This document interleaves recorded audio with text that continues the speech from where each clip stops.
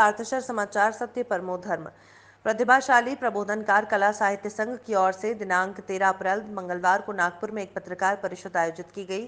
पत्रकार परिषद में महाराष्ट्र के सभी जिलों के पालक मंत्री, सामाजिक कल्याण और सामाजिक न्याय मंत्री, संस्कृति मंत्री और मुख्यमंत्री से अनुरोध किया गया है कि सभी कलावंत अपना कला प्रदर्शन करके अपना उदर निर्वाह करते हैं, मगर 2020 से जब जब उत्सव का समय आ रहा है तब तब कोरोना संक्रमण के कारण लॉकडाउन हो रहा है। इन्होंने कहा कि हमारे घर में जो कुछ भी था सब कुछ खत्म हो गया है। हमने जीवन की आवश्यकताओं को पूरा करने के लिए घर की कुछ चीजें गिरवी बेचकर जीवन यापन किया। अब जब अकाल का समय आ गया है तो हमारी मांग यह है कि हम कलाकारों को तालाबंदी तक प्रतिमाह 10,000 मासिक मानदेय दे। सरकार की राष्ट्रीय नीति हमारे कला कार्यक्रम के माध्यम से लोगों को जुटाने के लिए आपकी सभी बैठकें चल रही हैं, फिर भी हमारे कार्यक्रम क्यों बंद है? ये सवाल इन्होंने उपस्थित किया। आगे उन्होंने कहा कि हमारा एकमात्र सवाल ये है कि क्या हमारे कार्यक्रम से कोरोना संक्रमण बढ़ता है? प्रशासन हम कलाकारों को सांस्कृतिक, सामाजिक, खेल, आर्थिक पैकेज के माध्यम से हमें मदद करे, ऐसी अपील की है। पत्र परिषद संबोधित करते समय प्रतिभावंत प्रबोधनकार कला साहित्य संघ्या के अध्यक्ष अनिरुद्ध शेवाले, सचिव सुभाष कोठारे, कन्हैया दादा मेश्राम आदि राजू गोदले भी उपस्थित थे। माझे मित्र राजेश नायडू यांनी हिंदी पोर्टल व यूट्यूब चॅनल पार्थशर समाचार हे चालू केलेलं आहे। या चॅनलच्या मार्फत समाजातील वाईट प्रवृत्तीवर अंकुश ठेवण्यासाठी ते नेहमी सदैव प्रयत्न करत राहतील अशी मी माझ्या शुभेच्छा देतो। माझे मित्र राजेश नायडू नेहमी सामोर राहून सामाजिक कार्यात अग्रेसर राहणारे व या चॅनलच्या मार्फत न्यूज पोर्टलच्या मार्फत समाजातील वाईट प्रवृत्तीवर लगाम घालण्यात यशस्वी होतील। धन्यवाद। जिले में कोरोना का प्रचलन तेजी से बढ़ रहा है और गरीब मरीजों का इलाज किया जाना चाहिए। चंद्रपुर के पूर्व सांसद नरेश पुगलिया की पहल से एल&टी कामगार संघ अल्ट्राटेक सीमेंट कंपनी ने जिला कलेक्टर चंद्रपुर को 10 लाख का एक चेक सौंपा है। इस अवसर पर जिला कांग्रेस कमेटी के महासचिव अविनाश ठावरी, पार्षद अशोक नागपुरे, शिवचंद काले, साईनाथ भूसे उपस्थित थे। इस राशि का उपयोग कोरोना पीड़ितों के लिए उपचार पर छुट्टी प्रदान करने और आर्थिक रूप से कमजोर लोगों के लिए व्यवस्था करने के लिए किया जाना चाहिए, ऐसा अनुरोध कलेक्टर अजय गुल्हाने से किया गया है।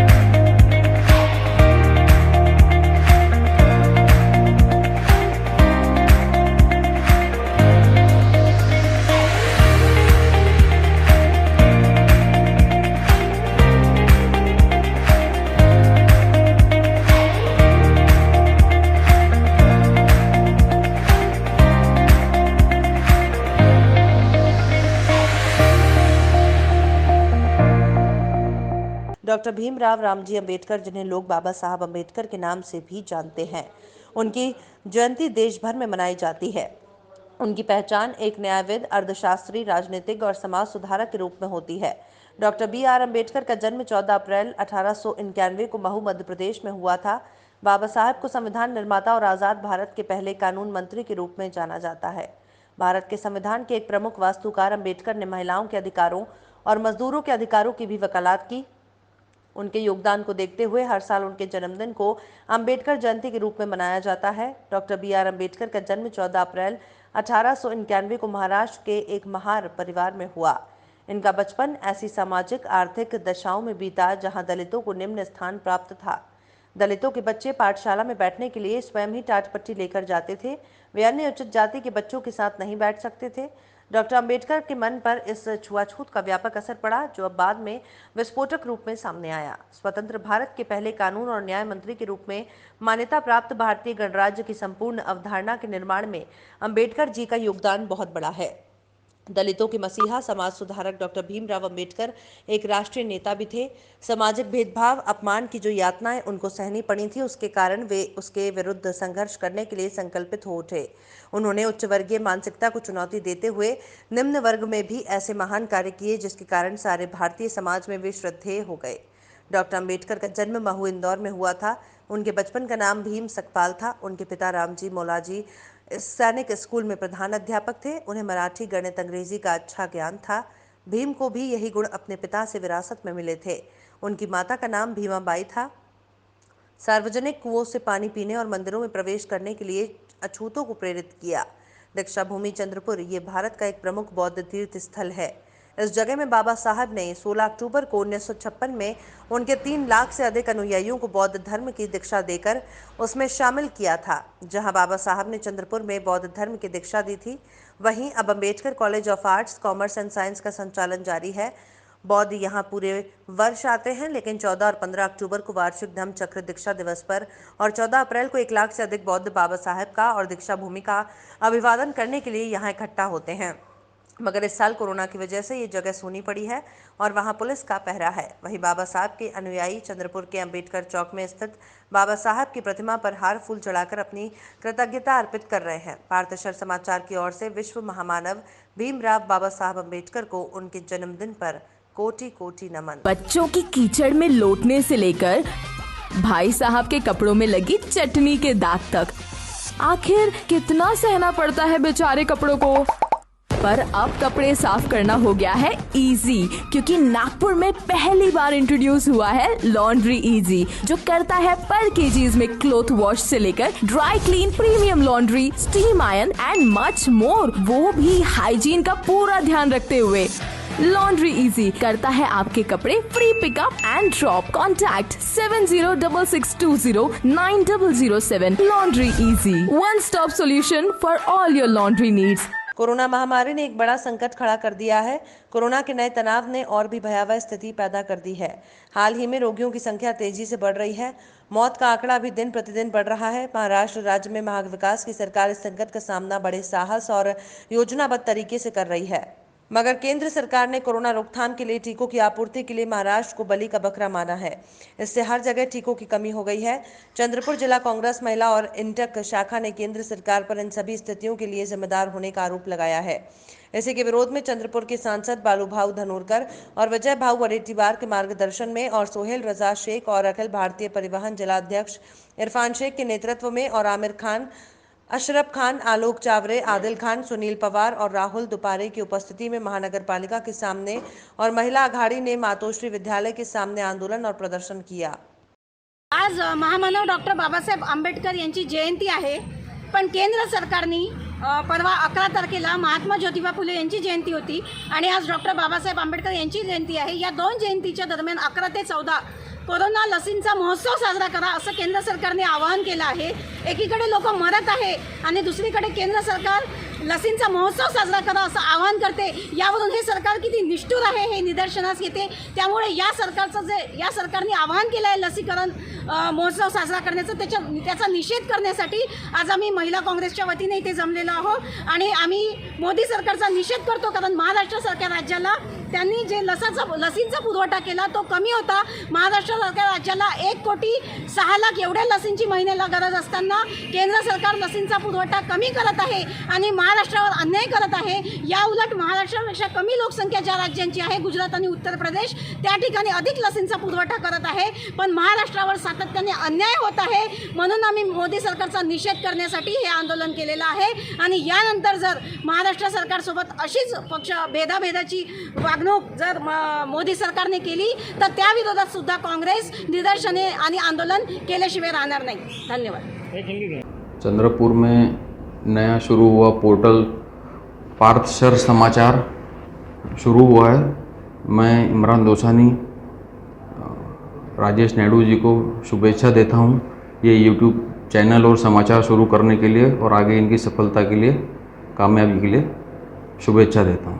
दिनांक 13 अप्रैल 2012 को हिंदू नववर्ष, गुड़ी पड़वा और चैत्र नवरात्रि उत्सव ऐसे देश में अलग अलग जगह पर तरह तरह के उत्सव मनाए गए, पर इस वर्ष भी कोरोना संकट टला नहीं। ये ध्यान में रखते हुए भाजपा के पदाधिकारियों ने मास्क और हल्दी का दूध वाटअप कार्यक्रम का आयोजन किया। जैसे कोरोना से बचाव के लिए वैक्सीन लेना जरूरी है, उसी तरह मास्क भी एक वैक्सीन है और उसे लगाना भी जरूरी है। ये ध्यान में रखते हुए इस नववर्ष के दिन भारतीय जनता पार्टी चंद्रपुर लोकसभा क्षेत्र की ओर से मेरा मास्क मेरी वैक्सीन प्रकल्प के तहत लोगों को मुफ्त मास्क और हल्दी का दूध पूर्व केंद्रीय मंत्री हंसराज अहीर के हाथों दिया गया। इस समय नगर के पदाधिकारी, नगर सेवक और अन्य जनमानस लोग आदि उपस्थित रहे। हिंदू नववर्ष, गुढीपाडवा आणि चैत्र नवरात्रीचा उत्सव असताना देशामध्ये अनेक ठिकाणी कुठं बैसाखी, कुठं उगादी असे उत्सव साजरे करून आपण नववर्ष साजरा करीत आहोत. या गुढीपाडव्याच्या दिवसानिमित्त या देशामध्ये कोरोना संकट संपलेलं नाही त्याची जाणीव ठेवू आपण या लोकांना कोरोनाचा मुकाबला करण्याकरता एक वॅक्सिन त्याला आपण घेत आहोत. त्या वॅक्सिनसोबत हे पण एक मासिक वॅक्सिन आहे. ही भावना वारंवार प्रधानमंत्री बोलतात. म्हणून आज तिथं मास्क आणि दूध हळदीचं दूध वाटप कार्यक्रम आपण घेतलेला आहे भारतीय जनता पक्षाकडून. आणि या कार्यक्रमाच्या माध्यमातून लोकांना मास्क लावण्याकरता आपण विनंती करीत आहोत. आणि शक्यतो आपल्याला स्वतःला सुरक्षित ठेवा, कुटुंबाला सुरक्षित ठेवा, समाज सुरक्षित राहील, देश सुरक्षित राहील हे वारंवार प्रधानमंत्री नरेंद्र मोदी बोललेले आहेत. त्याकरता हा कार्यक्रम आयोजित केलेला आहे. आज या ठिकाणी कार्यक्रम घेतला. अनेक लोकांनी ह्या मास्क घेण्याचा त्याची स्वतः उपस्थित राहिले. हे मास्क म्हणजे आम्ही गरीब लोकांना देत नाही. हे मास्क वाटप करणं आम्ही उपकार करत नाही. सर्वसामान्यांनी मास्क लावला पाहिजे भावना यामध्ये आहे. आणि आज सण आहे, मोठा सण आहे गुढीपाडवा. म्हणून लोकांना दूध, हळदीचं दूध, साखर टाकून, गूळ टाकून आणि मास्क वाटप कार्यक्रम आहे. इथं येणाऱ्यांना मी सगळ्यांचं स्वागत करीत आहे. आमच्या नगरपालिका, नगरसेवक आणि सर्व पदाधिकारी आहेत. सगळ्यांनी मिळून हा कार्यक्रम ठेवलेला आहे. सगळ्यांना शुभेच्छा. धन्यवाद.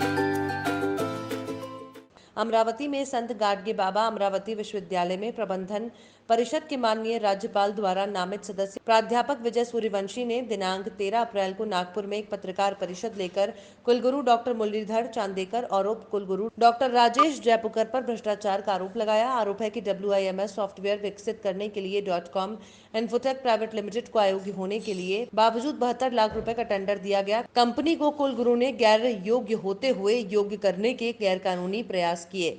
सक्षम कंपनी लोवेस्ट होते हुए भी असक्षम कंपनी लोवेस्ट 2 को टेंडर दिया गया, जबकि L1 को आदेश में टेंडर देना पड़ता है।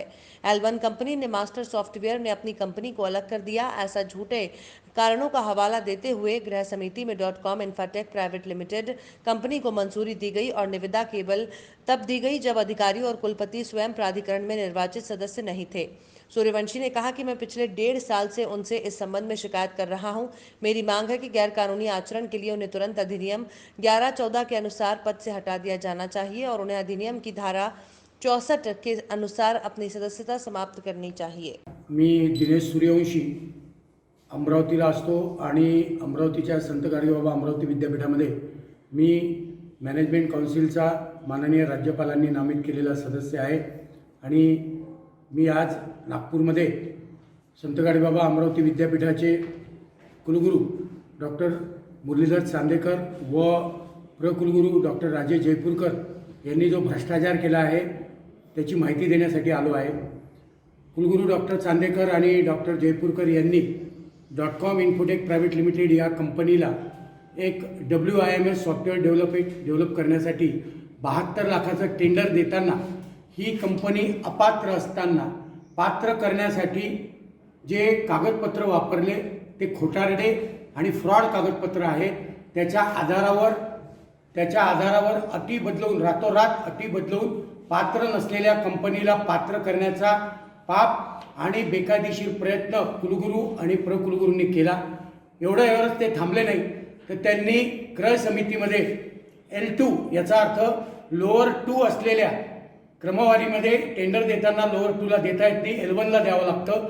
L1 या मास्टर सॉफ्ट नागपूरच्या कंपनीला बाजूला ठेवत चुकीचे खोटारडे कारणं नमूद करत या .com इन्फोटेक प्रायव्हेट लिमिटेड कंपनीला क्रय समितीमध्ये मान्यता देऊन आणि दोन्ही वेळेस प्राधिकरणामध्ये निर्वाचित सदस्य नसताना केवळ अधिकारी आणि स्वतः कुलगुरू असतानाच्या काळामध्ये हे टेंडर दिलं गेलं.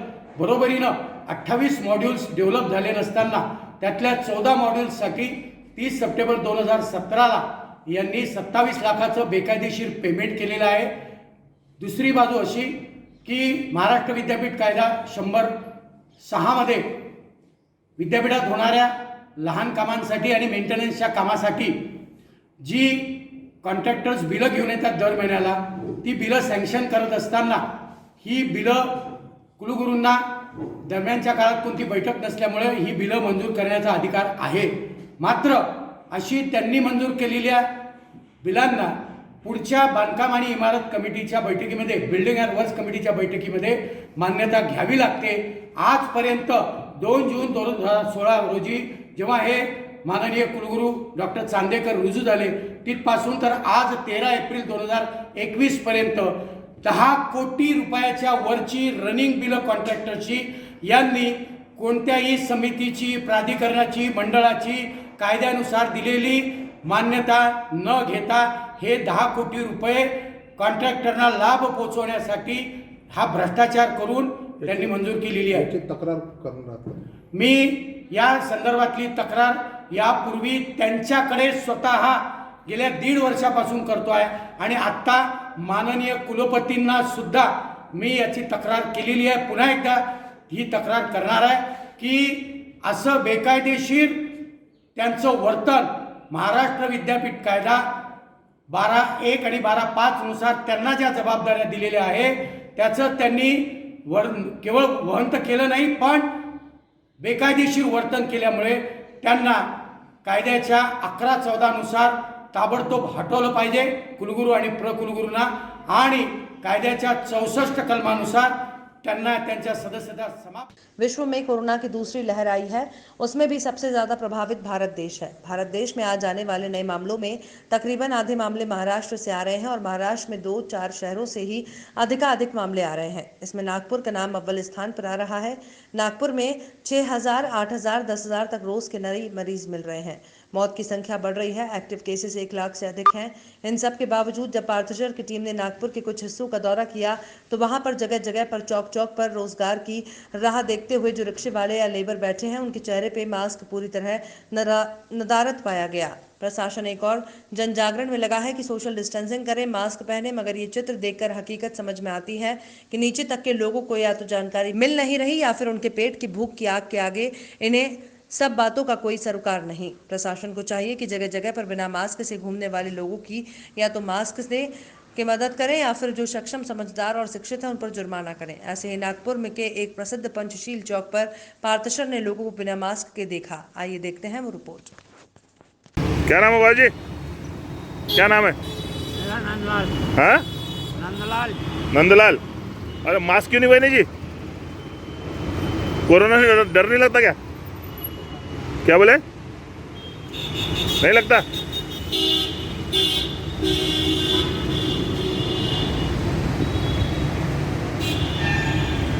ये नागपुर का फेमस पंचशील चौक है. जैसा कि आप देख रहे हैं वैसे तो अधिकतर दुकानें यहाँ पे बंद ही है, मगर फिर भी रास्ते पे काफ़ी ट्रैफिक नज़र आ रहा है. और जो चौक पे जगह जगह पे बैठे हुए लोग रहते हैं, लेबर क्लास, वो लोग अभी भी कोरोना को उतना सीरियसली नहीं ले रहे हैं और ना ही मास्क पहन रहे हैं. भाऊ मास्क क्यों नहीं पहने? हाँ, डर नहीं लगता कोरोना से? फिर कि तुमको ऐसा लगता कोरोना है कि नहीं है, क्या लगता? तो यार परिवार है ना तुम्हारे पीछे, मास्क पहना करो.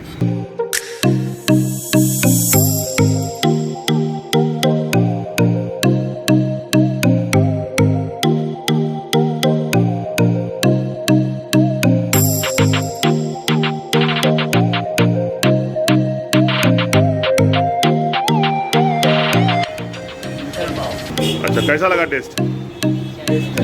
बढ़िया टेस्ट है। और अच्छा है।